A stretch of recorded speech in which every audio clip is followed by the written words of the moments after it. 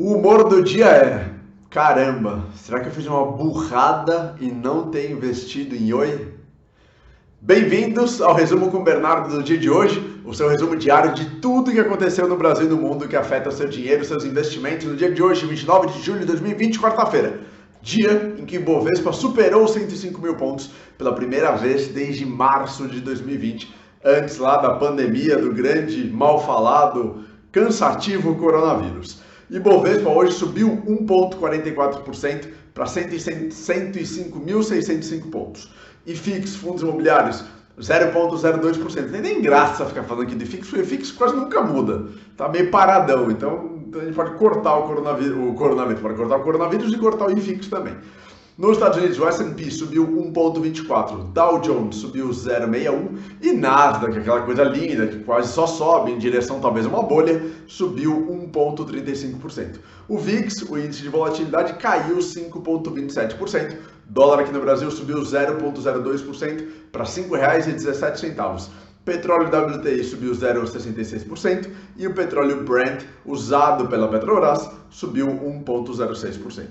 O Ibovespa, Bolsa Brasileira aqui no Brasil, Bolsa Brasileira no Brasil, olha que inteligente, acompanhou as bolsas americanas que tiveram esse dia positivo. Dois fatores principais. Um ponto aqui antes. Alguns analistas técnicos, que são os caras mais traders, né, que fazem essas análises técnicas, vendo gráficos, os candles, que eu falei para vocês que eu tenho que fazer um vídeo aqui falando o que são esses candles, disseram que se o Ibovespa passasse, rompesse a marca dos 105.500 pontos, estaria livre a subida, tecnicamente, até os 110 mil pontos. Hoje, então, a gente passou de 105.500, fechou no 105.605. Vamos ver se esses analistas estão certos e se a gente vai ter essa valorização nos próximos dias. Bolsas americanas subiram hoje por conta da alta das empresas de tecnologia e por conta do FONC, que é o comitê do Fed, o Federal Reserve, Banco Central Americano, que decide sobre a taxa de juros da economia americana. E o que aconteceu então com esses dois? Começando pelo FONC, pelo Fed. Foi determinada a manutenção das taxas de juros americanas entre 0 e 0,25% ao ano. Então não teve nenhuma mudança nesse sentido. Reforçou também o compromisso de recomprar aqueles títulos de empresas privadas para gerar liquidez, para garantir liquidez, garantir enfim, a solvência dessas empresas, ETFs, enfim, basicamente, vamos resumir aqui essa palhaçada. Mais uma vez o Fed garantiu que ele vai imprimir dinheiro e vai soltar a mão, vai liberar o bolso, se for preciso, para salvar e para manter a recuperação da economia americana. No comunicado, o Fed disse que houve sim uma recuperação nos últimos tempos, nas últimas semanas, mas ainda está muito, muito longe do patamar anterior à crise, pré-crise, pré-coronavírus. Então ainda está muito longe da gente atingir este momento. Portanto, sim, continuaremos. Vai ter dinheiro impresso na economia americana, vai ter Fed soltando a mão. A inflação americana continua baixa nos Estados Unidos, abrindo o caminho ou enfim, favorecendo aquele comportamento que eu falei para vocês, o dovish,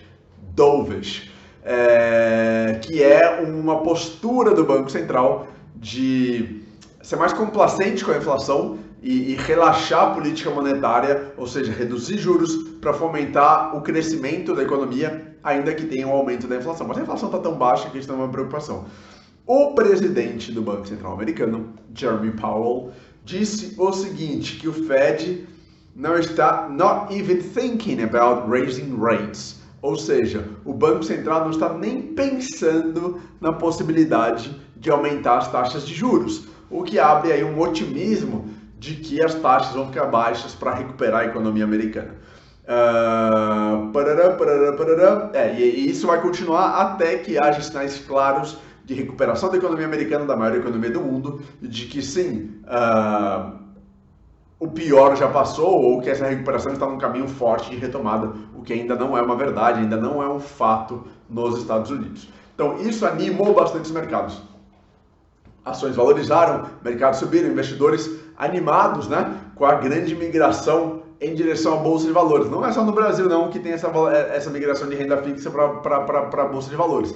Nos Estados Unidos isso também acontece, não tanto por conta das pessoas físicas, mas por conta de não haver outra alternativa. É o TINA, There is no alternative. Não tem para onde ir com o seu dinheiro, não tem para onde, o que fazer com o seu dinheiro. Tem que ir para a renda variável. Então esse movimento, com a manutenção das taxas de juros baixas, favorece essa migração para a renda variável.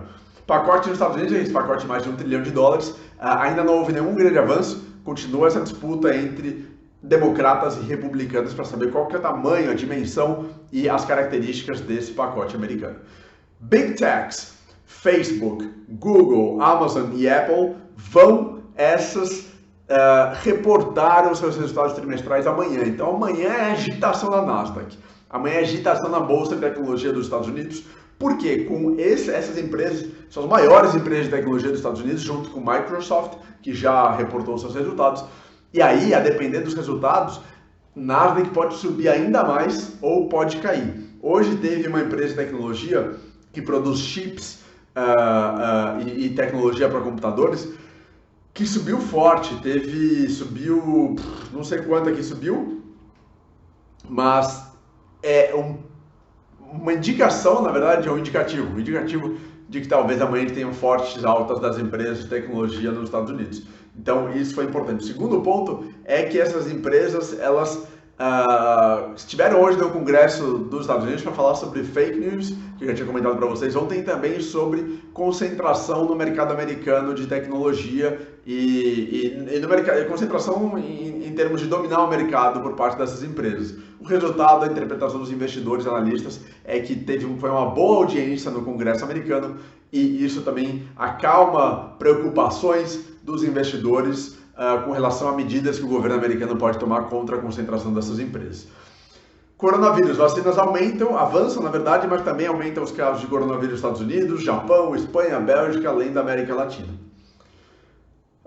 Alguns pontos aqui ainda para falar do Brasil. Nova CPMF.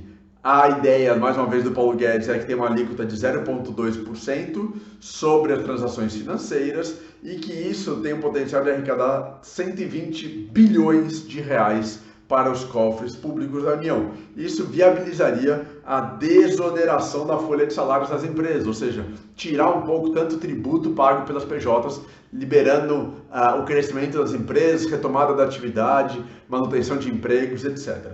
Isso vai ser enviado em agosto para a Câmara dos Deputados. Disse para você ontem que a ideia é que essa proposta seja enviada até dia 15 de agosto.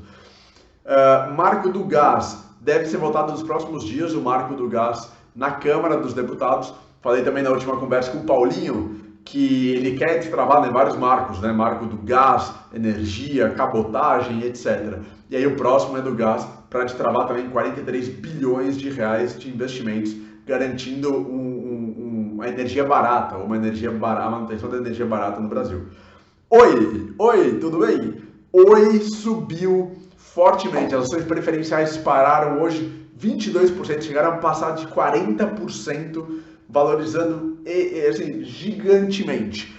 Continua também a disputa entre Vivo, Claro e TIM de um lado e Highline Americana de outro, para saber quem vai ficar aí com alguns ativos da Oi. Isso está fazendo explodir. As ações ordinárias caíram 6%, mas os preferenciais continuam numa subida super forte. Sim, eu estou fora da Oi. Posso falar sobre isso em outro vídeo, mas sim, o humor de hoje é estou fora da Oi e não estou nessa rentabilidade gigantesca. Santander hoje subiu. Foram divulgados os números dos resultados trimestrais do Santander, apesar de uma queda de 41% no lucro do segundo trimestre, as ações subiram porque os investidores acreditam que o provisionamento do banco é acertado, é importante, e também que os ativos do banco estão bons, os ativos de crédito também. E quem caiu hoje, como sempre, Cielo. Cielo praticamente só cai. Cielo reportou prejuízo e talvez tenha mais prejuízo ainda nos próximos tempos. Amanhã, já falei para vocês que tem divulgação de resultado trimestral de Apple, Facebook, Google e Amazon, e tem os job claims, tem os pedidos de seguro-desemprego nos Estados Unidos. Vamos ver, mais de 32 milhões de americanos continuam recebendo benefício. Se você gostou desse vídeo, se você gostou desse conteúdo e se ele te ajudou, por favor, indica para outras pessoas, compartilha, se inscreve no canal do YouTube se você estiver assistindo aqui no YouTube, deixa um like se você estiver assistindo aqui no Instagram e eu te agradeço muito. Obrigado, um abraço e See you tomorrow. Bye. Tchau.